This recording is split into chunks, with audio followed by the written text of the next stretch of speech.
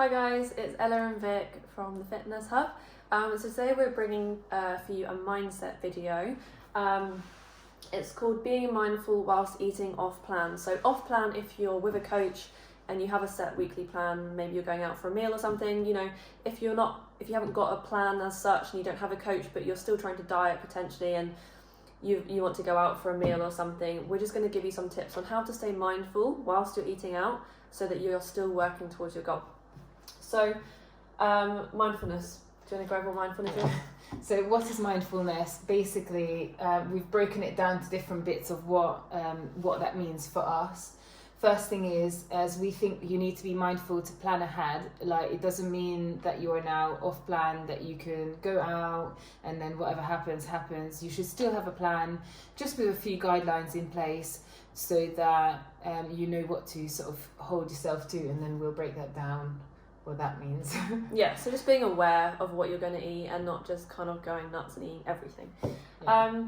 So if you do have a plan, you'll probably have a better understanding of calories and macros. So for example, you might know that your evening meal is typically 400 calories. So let's say you're going to a barbecue one weekend, you've eaten the rest of the day on plan, the evening you're eating out, and as we said, that might be say a 400 calorie meal.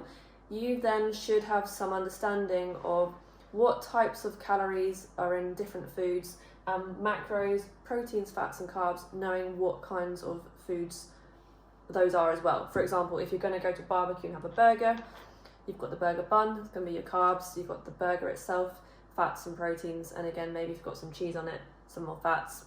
Yeah. So being mindful of those and trying to replicate your plan if possible. Yeah, so basically it doesn't mean that you have to use MyFitnessPal to track. You don't need to add up your macros or calories like really rigidly, but just like how Ella says, like still being a little bit mindful of that and vaguely start calculating in your head, so that will give you an idea of where you're at, and then instead of like your usual 500 calories, you might like estimate to like 600-700, but at least you will know that when it gets to looking at food that's like 2,000 calories worth, you probably will go, well actually that's probably a bit much. So that's what mindful and balance means in that sense. Peer pressure, I think this is a massive one, especially when it comes to alcohol, but with food as well. We talk about this a lot, that when you go out with people around you that aren't dieting or that don't understand your goals, or like they don't have any clue about nutrition, they'll probably go, oh yeah, well you're really skinny anyway, why don't you just you don't eat need this? to diet is a classic one. Yeah, so then you need to make sure that you are doing this for yourself, remind yourself of your goals and why you're doing it before you leave, and just already kind of like rehearse what you're going to say to people. I always say as well, like not to give a chance for peer pressure by using the correct language. So then when someone offers you some food, you don't go, oh I can't have it, you say I don't want it. And then if you say that, then you instantly take away the opportunity for them to go, oh why can't you have it, you look good anyway. So then it saves you an argument really, doesn't it? Yeah, and at the end of the day, maybe if that does happen and like, oh why can't you have it, explain, you know, I'm working with a coach, I've got a goal, you know, I'm investing in myself, so I really want to reach this goal. You know, if they're your friends, they're there to see you, they're not there to see you eat, they're not there to watch you drink. And if they're friends, they'll also understand that, you know, you're working towards a goal and that's important to you. So yeah, don't feel that you have to drink just because your friends want to see you drunk. So the next really important point is to be guilt-free. Like, you've chosen to go out and have this meal out or eat with your friends, your coach has said, you know, go and enjoy it, that's absolutely fine. So do exactly what I just said, go and enjoy it. Like, don't feel guilty, don't feel, oh, but am I gonna weigh more the next day? One meal off, if you've been working really hard, one meal off is gonna do nothing to your progress and your physique. So try to avoid this sense of guilt, because what can happen when you do that is you start to feel bad, you start to think, oh, okay, well, maybe you go into this all or nothing mindset where you're like, oh, well, I've had that now, I've had more than I should have, I'm just going to have some more, and then it turns into a massive, like, unnecessary binge. The guilt-free, what that also means for me, for example, is I also try and get people to weigh up whether they will be feeling guilty or not before they go out and choose to eat off plan. So sometimes, especially with lifestyle clients, it happens that obviously you have more than one barbecue, you have more than one occasion. So what I try to get them to do, and this is a bit part of planning as well, is plan. If you know you have 3 barbecues in that week, try and think, which one is more important to you, and which is the one where you want to enjoy yourself the most. So ideally choose that one and then control and track while you're on the other 2. The other, if we're talking about guilt-free, is how far have you been sticking to your plan for? How well have you done so far? And would you feel guilty if you'd had 2 off-plan meals? You can obviously, if you've got a coach, talk to your coach about this as well. But if you agree and you feel like it's an important occasion for both of those for you to be feel like off plan, then do it. But if you feel like you don't deserve it and you haven't worked hard enough, etc., if you've been on your plan for 1 week, then it's probably not the best idea to have an off-plan meal. If you've been working your arse off for several months, it's going to be absolutely fine. Get away with it. Hunger and thirst signals.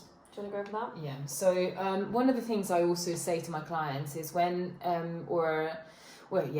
eating and drinking off plan or being out and about, you need to start, because you don't track, you need to start thinking and paying attention to what your body is telling you.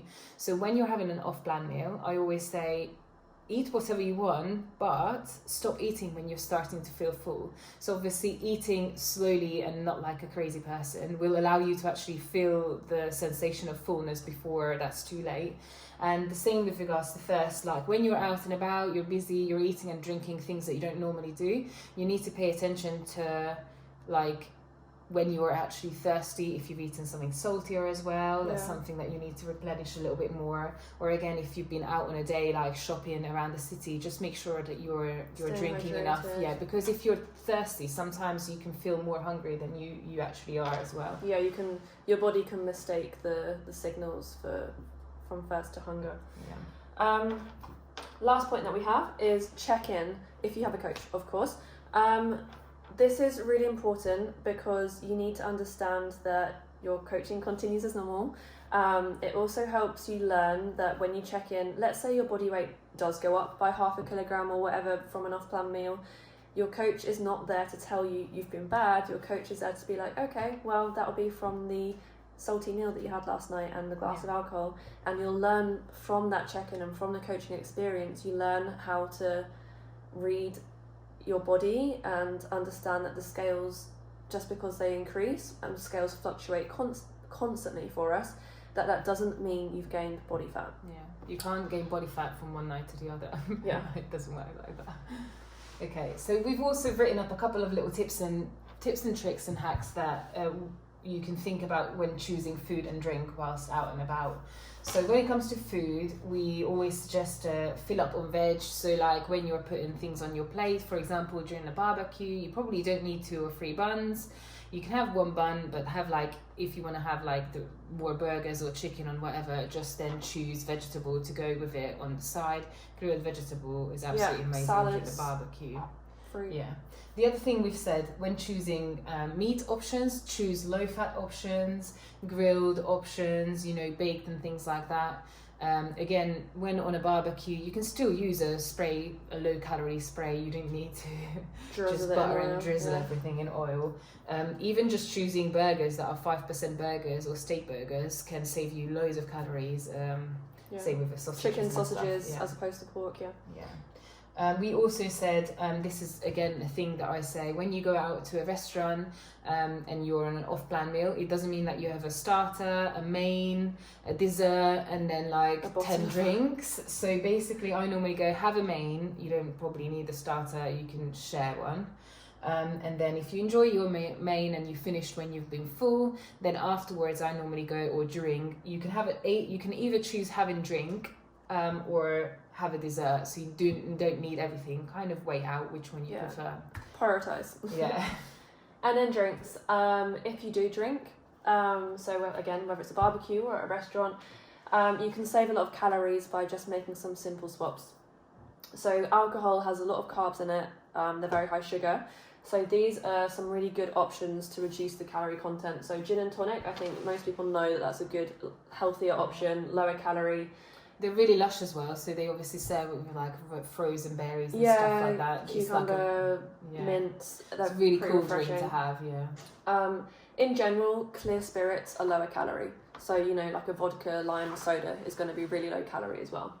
And then finally, if you're partial to a wine or a rosé, to reduce the calories in it, you could make it a spritzer with a 0 calorie lemonade or tonic type thing. So those are a few tips for some go-tos to save you some calories and stay on track towards your goal as to eating out. But still enjoy it. But still enjoy it.